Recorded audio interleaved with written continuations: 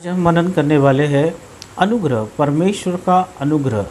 आइए इसमें हम देखेंगे कि बाइबल क्या कहती है कि परमेश्वर का अनुग्रह हमें किस किस ऊंचाई तक लेके जा सकता है, और परमेश्वर जब अनुग्रह करता है तो हमें कैसी सफलताओं की ओर लेके जाता है। आज हम इस वचन की ओर मनन करेंगे और हम पढ़ेंगे प्रेरित के काम उसका 4 और उसकी 33वीं आयत में।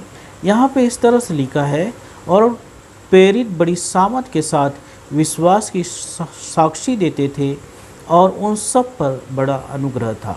हाँ मेरे प्रियो, प्रेरित जो है ये परमेश्वर की सेवा करते थे। पौलुस जो है अपनी सेवा में वो आगे बढ़ रहा था, और बाइबल में लिखा है कि पौलुस पे एक बड़ा अनुग्रह परमेश्वर की ओर से किया हुआ था।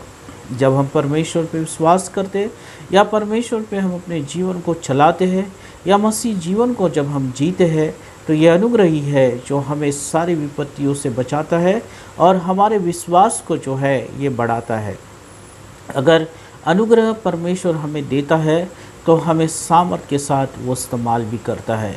अनुग्रह का ही मतलब होता है परमेश्वर की अनर्जित कृपा, मतलब परमेश्वर की सामर्थ, परमेश्वर की कृपा जो हम पे हर समय बनी रहती है। चाहे हम निराशा में हो, चाहे हम अपने जीवन में कमज़ोर हो, चाहे हम जिस क्षेत्र में कमज़ोर पड़ रहे हैं, परमेश्वर का अगर अनुग्रह हम पे होता है तो हम उस क्षेत्र में भी सामर्थ्य रीति से इस्तेमाल किए जा सकते हैं।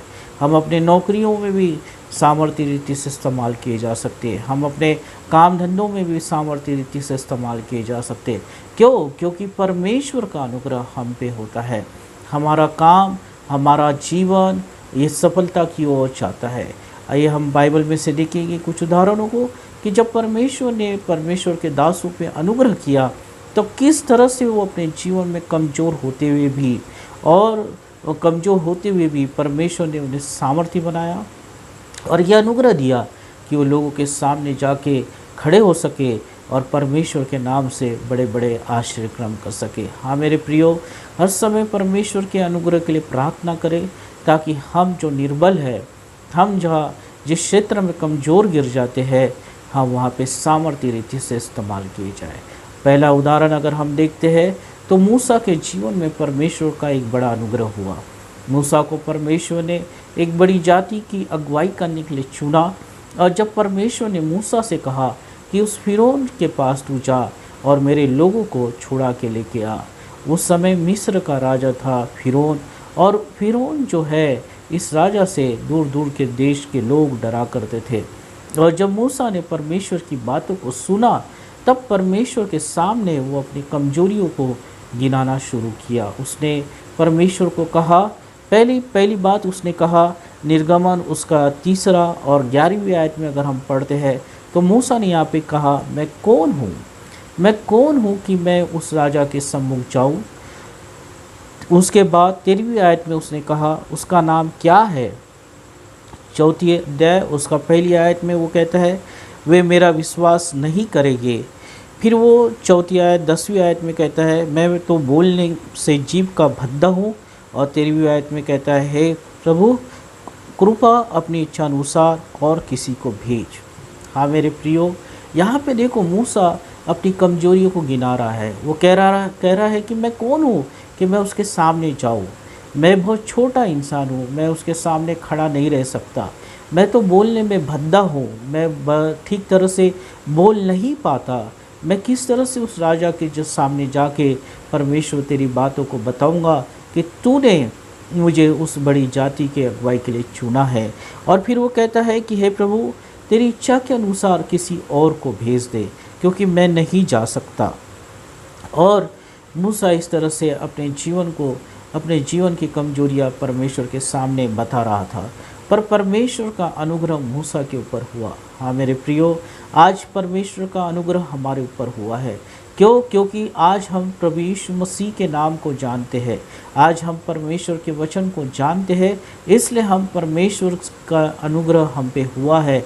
और आज परमेश्वर का सामर्थ्य नाम हमारे साथ है, प्रभु यीशु मसीह का अनुग्रह हमारे साथ है, इसलिए हमें डरना नहीं है। चाहे कोई भी काम हो, चाहे हमारी नौकरी हो, हमारा काम हो, हमारा बिजनेस हो, हमारी पढ़ाई हो, चाहे कोई भी क्षेत्र हो, अगर हमें लगता है कि हम इस जगह पे कमज़ोर गिर रहे हैं, हमें हमें कुछ समझ में नहीं आ रहा है, हम बोल नहीं पा रहे हैं, परमेश्वर से प्रार्थनाएं करें और परमेश्वर अपना अनुग्रह करेगा और परमेश्वर उस क्षेत्र में हमें ऊंचा करेगा और हमें सामर्थ्य रीति से इस्तेमाल करेगा। और मूसा जब परमेश्वर की बातों को जाना और परमेश्वर का अनुग्रह उसके ऊपर हुआ तो फिरौन राजा के सम्मुख गया और उसने परमेश्वर की इच्छा को बताया और परमेश्वर के अनुग्रह के द्वारा उसके सामने बड़े चिन्ह और चमत्कार किया, जिससे कि वो एक बड़ी जाति को उससे छुड़ा के बाहर लेके आया। हाँ मेरे प्रियो, अगर आज हम अपने कमजोरियों को ही गिनते हुए बैठे हुए हैं, आज हम निराश होकर बैठे हुए हैं कि मैं कुछ नहीं कर सकता, मैं अपने ज्ञान को नहीं बढ़ा सकता, या मैं अपने काम को नहीं बढ़ा सकता, या मैं अपने नौकरी में सफलता नहीं पा रहा हूँ, या मैं पढ़ाई लिखाई में अपनी सफलताओं को नहीं कर पा रहा हूँ, आइए इस समय में अपने घुटनों को टेके और परमेश्वर से कहे, जैसे परमेश्वर के सामने मूसा सवाल कर रहा था कि मैं कौन हूँ, मैं भद्दा हूँ और मैं बोल नहीं पाऊँगा, मैं फिरौन राजा के सामने खड़ा नहीं रह पाऊँगा, तेरी इच्छा के अनुसार किसी और को भेज दे। पर परमेश्वर ने उसके बहानों को नहीं सुना, क्योंकि परमेश्वर जानता था कि मैं क्या करने वाला हूँ। हाँ मेरे प्रियो, परमेश्वर जानता है आपके बारे में, आपके भविष्य के बारे में, आपके भविष्य की योजना उसके पास है। तो फिर हम अपनी कमजोरियों को क्यों लेके हम अपने जीवन में बैठे हुए हैं? मसीह जीवन में क्यों हम अपने कमजोरियों को परमेश्वर के सामने लेके जा रहे हैं?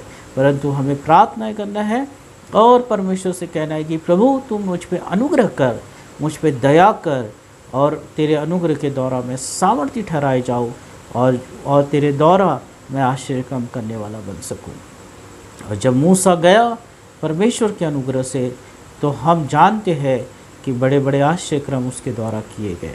अगर वो उस समय पीछे हट जाता तो परमेश्वर की योजना उसके द्वारा कभी पूरी नहीं की जा सकती। मसीह जीवन में हमें कभी पीछे नहीं हटना है, हमें परमेश्वर के नाम से आगे बढ़ना है, प्रभु यीशु मसीह के नाम से आगे बढ़ना है और हर समय प्रार्थना करना है कि परमेश्वर का अनुग्रह हम पे होए और हम सामर्थ्य रीति से इस्तेमाल किए जाए। परमेश्वर का आश्चर्यक्रम हमारे जीवन में होते रहे। अगर हम दूसरा उदाहरण बाइबल में से देखते हैं तो गिदोन के जीवन के बारे में, जब उस समय में वो इज़राइल लोग जो है लगातार हारे जा रहे थे, फ़लस्तीन लोगों से जो है ये लोग हार रहे थे, तब परमेश्वर का अनुग्रह गिदोन पे हुआ और परमेश्वर का वचन उसके पास पहुंचा और परमेश्वर ने कहा कि तू मेरे लोगों को छुड़ाने वाला बनेगा, तू मेरे लोगों को विजय देने वाला बनेगा। तब गिदोन जो है परमेश्वर के सामने फिर से वो अपनी कमजोरियों को गिनाने लगा। अगर हम पढ़ते हैं न्यायियों उसका 6वां अध्याय और उसकी 1 से 24 आयत तक, तो यहाँ पे इस तरह से गिदोन कहता है, तब गिदोन ने उससे कहा, अर्थात तब गिदोन ने परमेश्वर से कहा, हे मेरे प्रभु, यदि यहोवा हमारे साथ है तो फिर हमारे साथ ये सब क्यों हुआ, और वे आश्चर्यक्रम कहाँ है जिसका वर्णन हमारे पूर्वज यह कहकर करते थे कि क्या यहोवा हमको मिस्र से नहीं निकाल लाया, परंतु अब तो यहोवा ने हमको त्याग दिया है और मिद्यानी के हाथ में कर दिया है। हाँ मेरे प्रियो, शत्रु जो है प्रबल था, शत्रु जो था इनके सामने सामर्थ्य था और इज़राइल के लोग मिद्यानी लोगों से लगातार हार रहे थे। पर परमेश्वर का अनुग्रह फिर से गिदोन पे हुआ और परमेश्वर ने कहा कि तू मेरे लोगों को छुड़ाने वाला बनेगा। अगर हम पद 15 में देखते हैं तो यहाँ पे गिदोन ने उत्तर दिया परमेश्वर को, हे यहोवा, मैं इज़राइल को कैसे छुड़ाऊँ? देख मेरा परिवार मनशे में सबसे छोटा है और मैं अपने पिता के घराने में सबसे छोटा हूँ। देखिए फिर से यहाँ पे वो अपनी कमजोरी को परमेश्वर के सामने बताने लगा। वो कह रहा है कि मेरा घराना तो सबसे छोटा है और मैं सबसे छोटा हूँ, मैं किस तरह से उन लोगों का, उन शत्रुओं का, उस सेनाओं का मैं सामना करूँ? हे यहोवा परमेश्वर, मैं किस तरह से उनके सामने जाऊँ? और जब परमेश्वर का अनुग्रह गिदोन पे हुआ, और वो जब उस लड़ाई के लिए गिदोन तैयार हुआ परमेश्वर के अनुग्रह के द्वारा, तो हम देखते हैं कि बहुत से कम लोगों ने उस युद्ध को जीता।